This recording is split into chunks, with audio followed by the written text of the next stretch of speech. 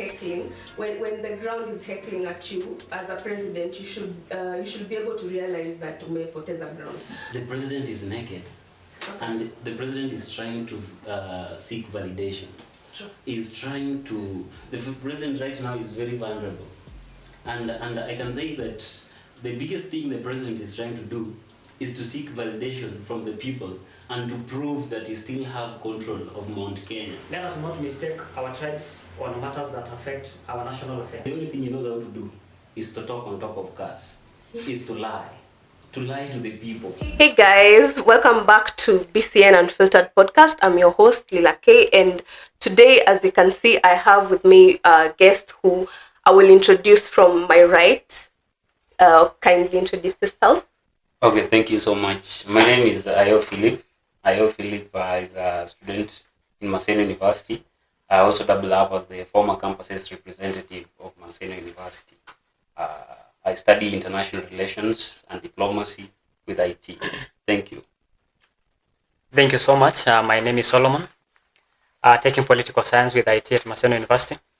Secretary General of the Maseno University Students of Political Science Students Association, Moposa. Thank you. And on my side, I'm Lugalia Dennis. I am scholar at Maseno University and also a political analyst. Nice. So today I wanted us to talk politics, and the first topic, of course, based on what's going on right now, is but actually it ended yesterday. Today we are recording this video on a Sunday, so this tour ended yesterday on Saturday. So I wanted just to hear your overall view on what you think about the president's tour in Murima. Do you think it's going to really impact him in terms of the 2027 elections? Thank you very much again for this moment. Actually, the presidential tour in Mrima is one of the machinating tools that depicts the political failure. From where I sit, I can say the president is trying to seek for the amnesty from the Mrima, which is not reproductive to his government. From the look of things, we had the other day when President Ruto talked about the open border for the people from Northeastern to get the IDs, and it became like a risky. I think in his political cards, the president was trying to bank on the number of the voters from that region, since he knew very well in his political game plan, he has messed with Murima. And simply what we are trying to do in his just concluded tour that happened yesterday, the president is trying to rebankle on the Murima, since the effect and the impact of the Gachagua impeachment was a bombshell, and he has tried to use Kindiki to regain Murima, and actually things in the ground are not good for him. From the look of things, I can tell you for free, the presidential tour that took 5 days, that ended in Lari at Gitunguri yesterday, we can see what happened, and we know from the look of things, we've heard and we have the evidence of how people have been ferried, how money has been dished to these people to attend to this rally. We are not new allegedly, because we are not sure. Yeah, we are not new to political system of President Ruto. Sorry to cut you short. Yes. In case you feel like interjecting him, just feel free. Yeah. And I can say for free before someone interjects me. The presidential tour is just a game of looking for sympathy vote, and even my brother Solomon can attest. I know I can't attest. He's inside, he's a member of the broad-based government. I support the president. But for sure, I can attest to tell you that this is a sympathy movement that President Ruto is trying to look back to Murima. But I don't think it's going to be an easy game for him. Yes. So no, you seem like you had something to say. I really had something to say, and even at the moment I have really something to say. Okay. On matters the broad-based government, I think we did a one Kenya coalition. So there was no problem at all, if at all we needed a better Kenya with the broad-based formation. About the issue of the president touring Mount Kenya region and the impact on, as far as 2027 is concerned, that one is very pertinent, because the greatness of a political party is based on numbers. And you and I know that numbers come from the mountain. We can't neglect that one, that's a fact. And Western Luyas, we also have numbers. yeah, we as well have numbers. Saying there are numbers in the mountain does not make the Luya numbers negligible, but I'm saying there are numbers in the mountain. Right. And what we need at the end of the day is numbers. So about the president touring the mountain, that is just one way of spearheading unity and spearheading development. As he goes there, you and I know that he's launching 1, 2, 3 of projects. Launching a classroom. Which is not his task. Launching a CDF classroom, yeah? So basically, I have no problem with the mountain. And the Mutaro. I think you saw the Mutaro that he launched the other day. Yeah. There were some guys who were literally recording the Mutaro and saying, this is what the president launched. So basically, I have no problem with the president touring the mountain. I have no problem with the president trying to restore the lost dignity from the people. He's trying to deal with the software part. Even in as much as he received a lot of heckling from the people. But that one does not make the president run away from the people. He's a servant of the people, and so he has to be in the mountain and even do projects as should be done. That's my take. But don't you think, before I come back to you, don't you think that as a president, that heckling, when the ground is heckling at you, as a president, you should be able to realize that umepoteza ground. So don't you think he should start trying to ensure I may bring back the citizens to, let's say, to believe in his agendas, because now people have already given up on his agendas. That one is a very pertinent issue. And the only way the president can bring the people back, the software part, restoring the trust that he has lost, courtesy of his unpopular policies, alleged to be. The only way he can bring back the loyalty, the only way he can bring back, he can win back the people, is by visiting them like as he has been doing and patrolling the mountain and being with them. Which better way do you think you could use to restore the people dignity if he doesn't even go to that mountain and to talk to the people? So it's not politics, right? Let's not sugarcoat this. Okay. Thing. Let's just be realistic. The president is naked, and the president is trying to seek validation. True.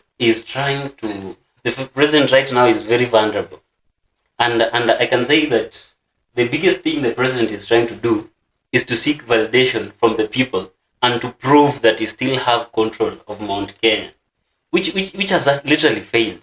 Look at his tour that he was there in Mount Kenya. People like Kimani Ichung'wah, people literally are telling the president that you're surrounding yourself with the wrong people. Ruto has failed. Sorry, let me say the president. Okay. President Ruto has failed. And this is very clear that what he is trying to do is political. Let's not sugarcoat this thing and say that there is development that is taking there. My brother, when interjecting my brother, yes. is trying to clarify for us that the unpopular president has failed his mission. He's only sailing the mountain on the amnesty of the presidency, not on the amnesty of popularity being the president of Kenya. Yeah. You get my point? Yeah. And also my brother can also join the common discussion. And that it's honest. You see what President Ruto is actually trying to do. President Ruto knows that 2027 is almost here, and this guy, the only thing he knows how to do is to talk on top of cars, is to lie to the people. Now he has known that 2027 is not going to be easy, and he has known that he needs to seek political validation and ensure that he can again, in a way, show that he still has Mount Kenya. So that when he will be touring the other part of the country, he will be like, some things that doesn't make sense. We are scholars, we are people who are learned. We know that this guy is lying to us. But now I want us to talk about the broad-based government and its impact, or rather how it will affect Mwananchi. Because if we look at it, let's look at it this way. After this broad-based government, we saw who benefited. It was the political class. The common Mwananchi didn't benefit in any way. So I'm just curious, do you think as a broad-based government, is it benefiting Mwananchi, or it's just purely benefiting the political class? Thank you. On this matter of broad-based, I think it's a tool or a catalyst that the government is used to pin down the country. From where I sit again, I'm not in support of the broad-based, because we see very well during the launch of the broad-based, Senator Olekina laid out 10 points under the MOU that's going to be acted upon by this broad-based system. And from the look of things, I don't see the 90% to the side of the citizen where these things is taking cause to affect the living or the life of the normal mwananchi. Because you see, from the onset, the broad-based, first of all, brought about the realignment structure of the leadership, all the way from the legislation to the executive. You can see members from ODM have shifted to the cabinet on the say the broad-based. How is it benefiting us? We can't see the accountability. Still the same problem we had during the demonstration 2024 is the same thing that is happening today. This issue of the broad-based, again, has been spearheaded that it's going to push the NADCO report, which was launched on the other year. Yeah. And we see amongst the NADCO report, we can see so many things was mentioned, including the IEBC restructuring, including the government of national unity, including the economic reaffirmation. And from the look of things, I see this broad-based thing was only thing that came to save Ruto from the sinking ship. You know, Ruto had driven this country to the sinking point. We are beyond the debt ceiling as a nation. Hope you know. Yeah. And we've even been warned by the IMF and the World Bank concerning the national debt. And you can see the broad-based has just come to dish out money to the people who are the loyalists of the Raila man and the Ruto man. Is it safe to say that's just politics? No, and you know the broad-based itself is a politics. Yeah, that's what I'm trying to say. Yeah, allow me to also bring in my thought on that. Politicians are like thieves. Actually, they are thieves. And you see, thieves, what they do best is protect each other. And they ensure that what they have stolen is protected. I'm very radical in my way of thinking, and I would just say that broad-based is just a group of politicians coming together to protect what they already have. The event of June 2025 threatened the existence of political class. Yeah, true. It threatened their strength. There are a group of people that were rising, that were saying that we don't want to be ruled by people who are going to steal our funds. But politicians, they know that they are all thieves. So they knew... Sorry to interrupt. Yes. It is alleged that Okay. after the protests, it is alleged that the previous cabinet had failed. And that's why they did a reshuffle, leading to Raila sending 4 of his technocrats to government. He said Dorcas Oduor to the AG, John Badingongo, there was Joho for the maritime and blue economy. Is there a problem with that ideology of sending technocrats to replace a failed cabinet? Do you have an issue with that? Okay, thank you. At least you've recognized the cabinet has failed. It's so good you see it. It's so good. Yeah, my point is this, just to put things in order. Let me just to put things in order. Do you have a problem with the 4 technocrats being sent into government with an ideology of changing Kenya courtesy of a failed regime in the past? So you are agreeing that the president initially had people who don't know, they don't understand what they are doing. I have no problem with that. I have no problem with that. And then they come in when the civilians, the Gen Zs, they were tired of it. These people were just introducing taxes. We don't see the work of these taxes. Then they come in, they say they've brought in. What has changed? To be honest, my friend, what has changed since they brought in the technocrats? Let me give my thought on this. You and I know that courtesy of finance bill, there were riots and protests in Kenya. Courtesy of increased taxes, and the youths went to the street. Yes.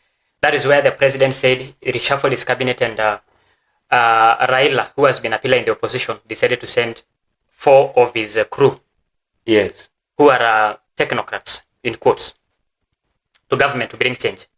I have no problem with the 4 people being sent into the cabinet with an ideology of bringing change. I have no problem with that. So even as we refute everything, let us ignore that we are all in an attempt of changing Kenya. So sending Dorcas Oduor to the AG...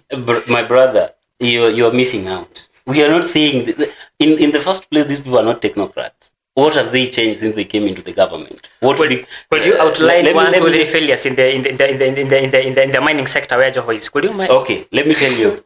And we don't need to see failures. We need to see achievements. We are not putting in CS in the offices so that we see their failures. No. Could you even mention 3 achievements that they have done since they came into office that we will say, actually, these 4 technocrats have made change? That's why initially, like I was saying, these people are just thieves protecting each other. They have come to steal their share as ODM so that they also enjoy the bread. That's why some people call it bread-based and not broad-based. It is not bread-based government. It is bread-based. I apologize. It's Kenya-based government. It is very funny that Ruto used to say, mimi siwezi tutampea nusu mkati, hakutakuwa na handshake, and now we have them together. This shows you that these people, they don't care. The only thing they care about is their stomach and ensuring they protect what they are stolen. And again, my brother, yes. You see, Waswahili husema, yeah, nyani wakiwa wale kwa msitu haitabadilisha maisha ya wanyama. Mwambie tena. Tell him in English. Maybe you understand best in The reason why we are saying all this thing is to mean that even if Ruto gets the technocrat, yeah, from either way, and he still has the same policy in his executive, he still have the same ideology and the same mentality of running this country. yes. Trust me or not, 4 technocrats out of the cabinet of almost 25 to 28 people does not bring an impact. That is not a missile that is going to change the economical system of our country. And again, I can tell you for free, you see, the way the president himself ran this government is the problem. He knows very well where he failed in the finance bill. You said Ongongo is the CS4 treasury. We know his techniques in the finance field.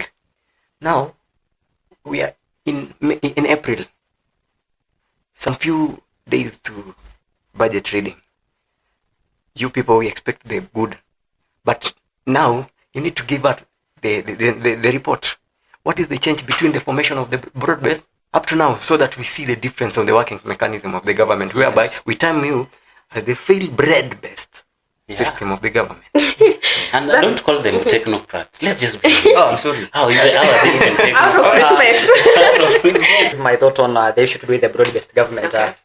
And I'm still on the idea that even in as much as we try to bring out the problems, can we even come out with a solution of an ideal governance instead of saying bread-based, blood-based, these people came out to steal money and such things? Why can't we see the kind of regional integration that has happened, courtesy of representation? Why are we ignoring such things?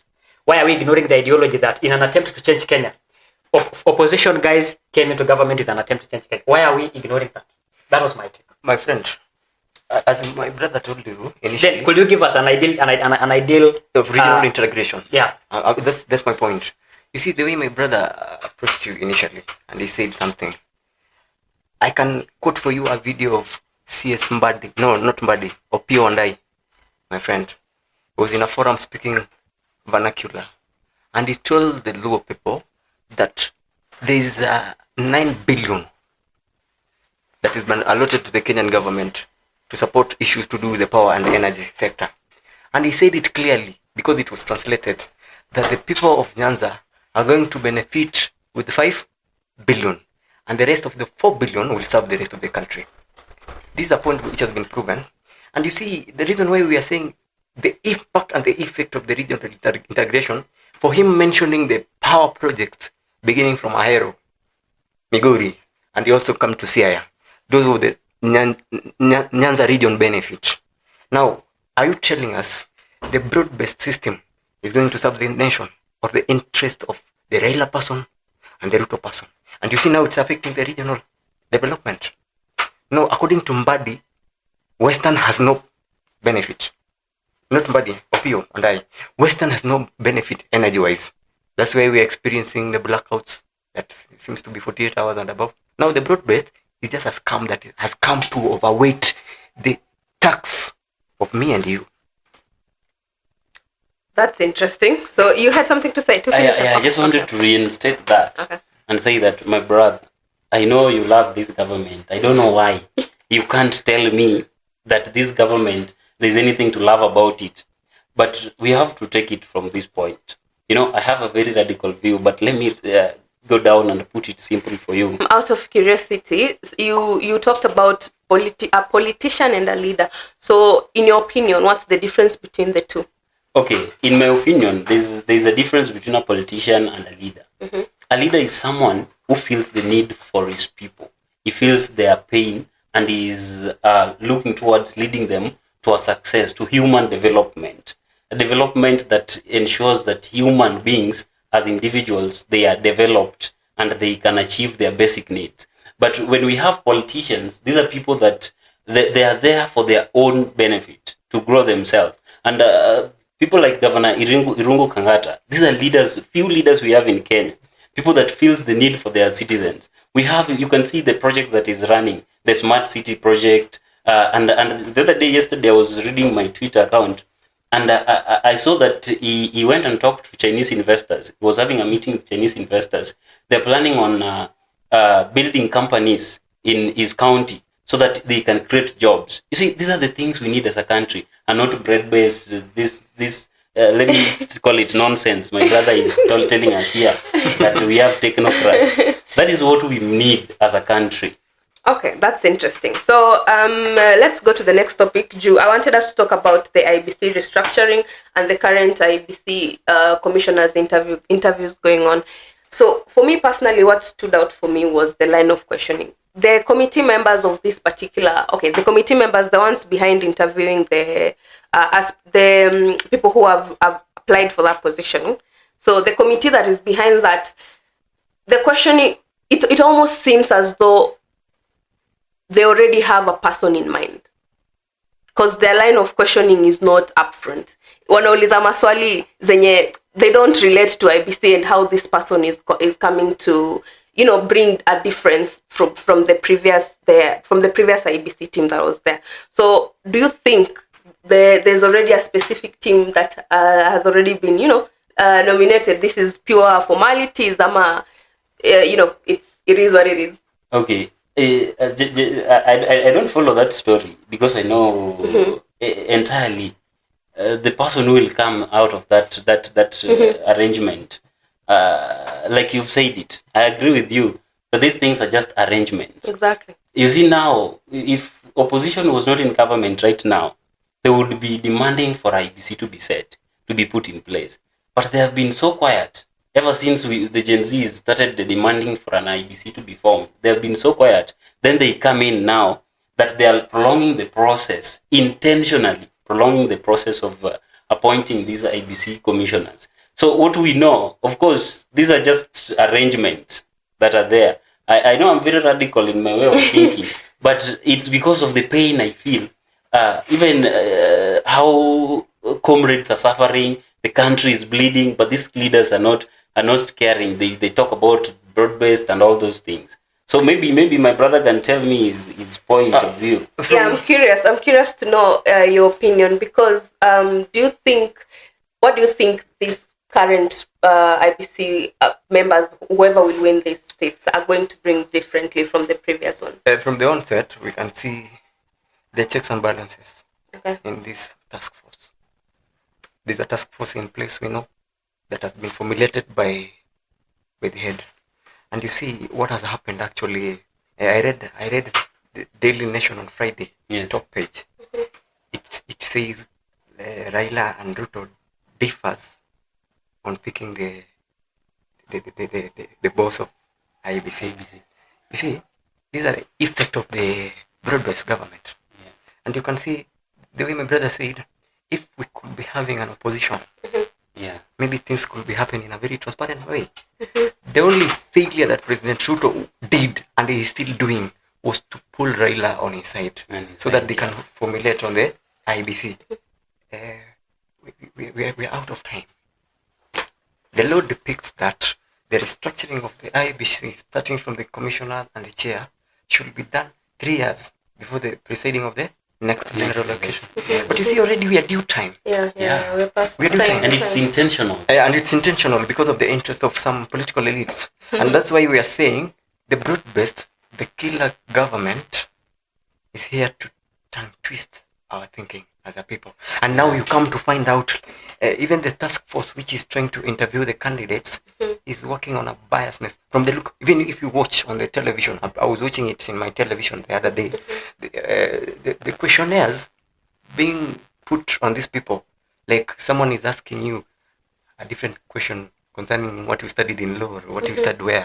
You see, those were so unnecessary because I don't think if the chair of those people who are presiding over an election should, I think the task force itself is biased. What I can say. Are you trying to say in a nutshell that democracy is failing? Yeah, democracy is failing as how Kenya is concerned. Yeah, and also what we are trying to say is, you see, the issue of the IEBC, the way it's being taken in this country, though from the look of things, from my brother, I can say, whether even today you give us Kimani Ichung'wah as the chairman, we don't care. Laura, let me give my thought on this. On the empanelment of the IEBC Commission, that recently Justice Ilanaola of the Supreme Court was saying recently, he was saying, why can't we say #reconstitute IEBC? Then what makes us feel bad now that the process is ongoing? That's one of the things. Number two, the empanelment of these IEBCs under Article Chapter 15 of the Constitution on matters to do with independent commissions and offices. And I don't see any bias. This just I'm just trying to refute what my my friend here Ayo had said, that at the moment, even after pulling Raila into government, there is no opposition. What are you using what criteria are you using to say that this is opposition and this is not opposition? Even after Raila came into the broad-based formation, we have the so-called, the former DP, Gachagua. We have the former DP, the former Vice President, Kalonzo. We have the so-called Eugene Wamalwa, and that's the so-called opposition. So let us, I'm trying to tell us, let us even accept change, that revolutions happen, that changes happen. Let us integrate the new opposition. Let us integrate the new opposition. My brother, Let me clear it for him. It's not in order. It's not in order. We all know the Constitution. It's not in order for you to name Kalonzo as the opposition. It's not in order for you to name those people. We know from the Constitution, the official the chief opposition is the first runner. Yeah. After the winner. And we consider him. Government. And he's in the government. So where is the opposition? No, we don't have the opposition. Actually, Gen Z are the opposition. Gen Z can as well be the opposition. And the problem with Gen Z is also, you know, right now, I'm beginning to think of it, that we will have to be a little bit patient with changing the political dynamics of this country. Because the cultural entrenchment that is in this country, it is rooted so deeply that I thought Gen Zs were tribeless, but it's so shameful when you get to the social media platforms. You find that now the discussion has changed.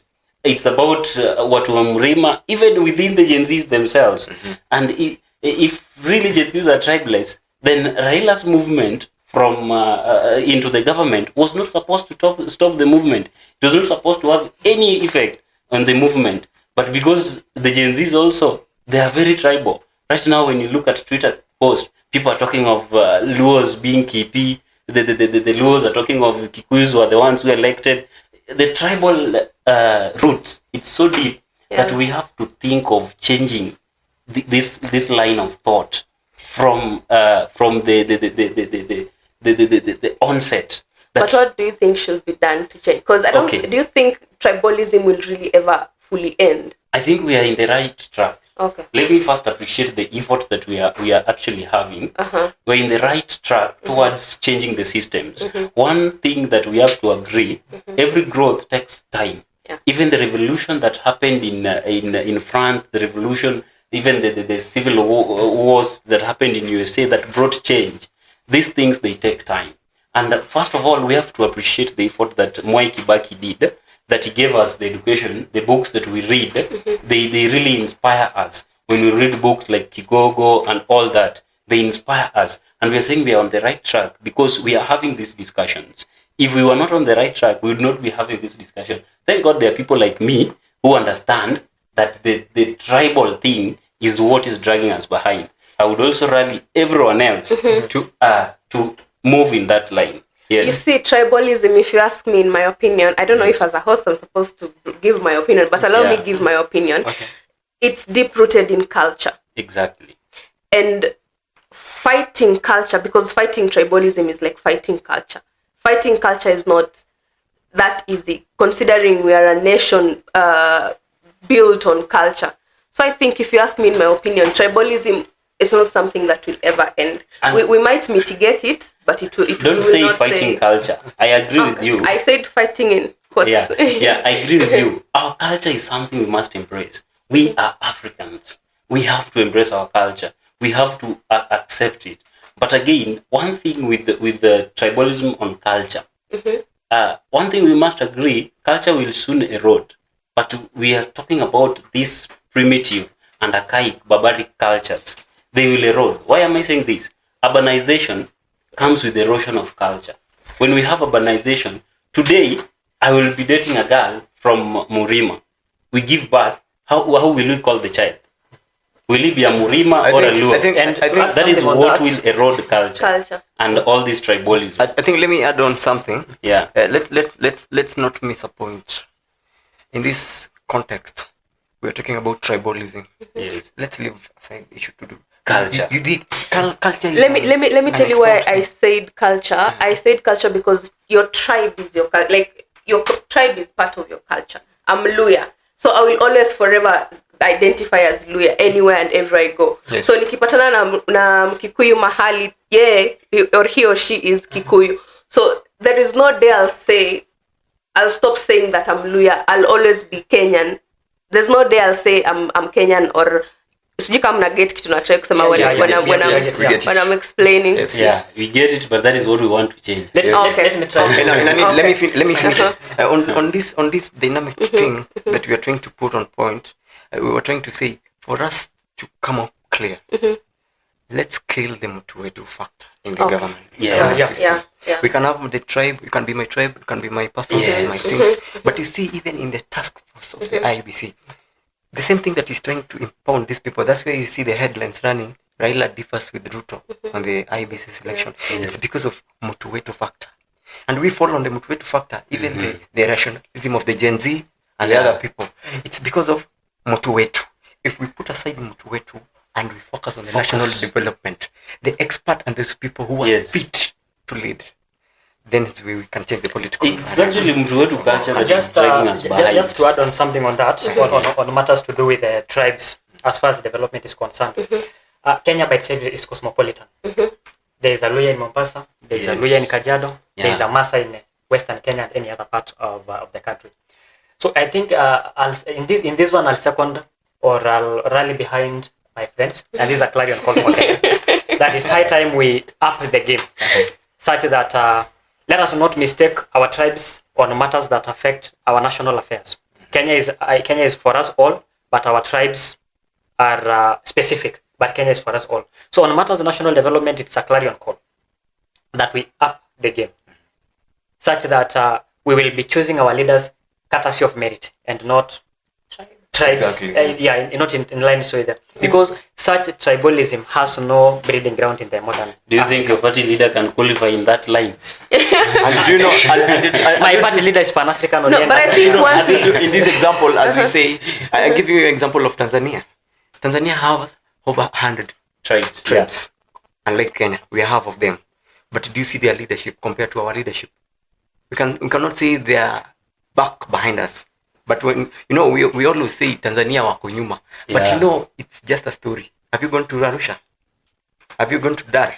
They're building roads using low Have you economic seen the SGR? Yes. Even the SGR. They're doing a lot of things. Now, because we're having a cartel government, tumebaki kwa story, and they have gone ahead. The other day, Uganda of Museveni, dictator, they launched the SGR longer than what we have. We get my point. But because of Mutuetu factor, the Rutoetu, you see, is where we are today. That is where President Ruto got the Gen Zs. He brought in the Mutuetu factor and divided people on the tribal line. Exactly. And they leveled the demonstrations and all the movement as a Murima thing. That this is something that was organized we went to the streets, but we were never paid by Rigathi Gachagua. But they found a way of putting it as if Rigathi Gachagua was the one organizing this thing in line with the tribal, and then he brought in opposition leader who carries a lot of people behind him, and then we saw now Luos were not taking part. And it's true, let's just have this discussion. Kisumu are now not taking part. All these Nyanza, mostly Nyanza counties, were never taking part in the demonstration. And it broke my heart, and I said, as a country, we still have a long way to go. But we are on the right track. But back then, I'm speaking of 15 years back, yes, before the effect of devolution and the bicameralism and the system of stuff, Kenya were much ahead economically compared to the East African countries. Yes. But as we are speaking today, we have a new guest. Let me introduce. Thank you very much. My name is Tali Munialo Eric, a third year student from Odera campus here in Maseno. I take international relations and diplomacy with IT. I'm also, because we cannot forget home politics, I'm also the Secretary General of the Buya East Tertiary Students Association. I'm very sorry for coming late. I've been jammed, but better late than never.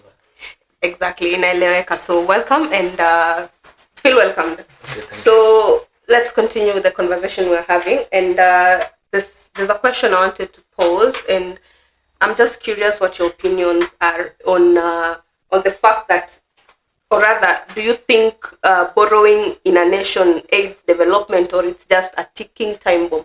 In your opinion, I'm just curious. Let's start with you, Solo. In my opinion, I think borrowing is a time ticking bomb that will explode very soon. Even as we talk, Kenya as an example, we are at around 11.02 trillion as a debt. But the reason why I'm saying it is a time ticking bomb is courtesy of where this debt comes from. It comes from international capitalists such as the IMF and the World Bank. Then the IMF and the World Bank comes with the structural adjustment programs. One of them is downsizing the government. The other one is withdraw funding on the social sector such as health and education. And you can imagine a nation like this one of ours that every now and then you might even see the students on the street who need the education to be funded. People are on the street saying we need a working healthcare such as the SHA and the healthcare and a working healthcare. But the IMF is saying for us to give you money, withdraw the funding on the social sectors such as health and education through the structural adjustment programs. So there is one of the reasons why I'm saying it is a time ticking bomb is because of the sovereignty of a nation. You can imagine what will be the fate of something to do with the ideology of African socialism, Kenyan African socialism that said we need free primary education. When the IMF and the World Bank comes in saying let's withdraw the funding on education and health.